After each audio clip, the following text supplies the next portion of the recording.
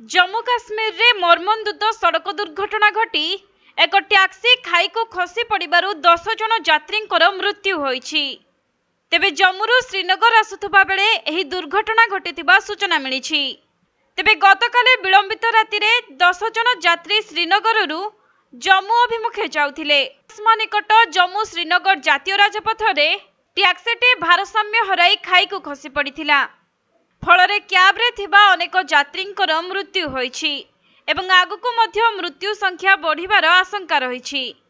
सेपटे दुर्घटना संपर्क में सूचना पाइबा मात्रे पुलिस एसडीआरएफ टीम एवं सिविल क्यूआरटी टीम घटनास्थल में पहुंची उद्धार कार्य को आरंभ करथिले, जेउथिरे टीम वर्तमान सुधा 10 जनक मृतदेह को उद्धार करिछि, जहाँकि प्रबल वर्षा मध्य उद्धारकारी टीम समस्त मृतदेह को उद्धार करिसेंती एवं मृतकंक मध्यरु 2 जनकर परिचय मिलिथिबा बेले अन्य मानक परिचय जଣା पड़ी नाही। सेपटे पुलिस मृतदेह को उद्धार करी व्यवच्छेद पई पठाइबा सह केउ कारणरू दुर्घटना घटिला से नै तदंत करुछि।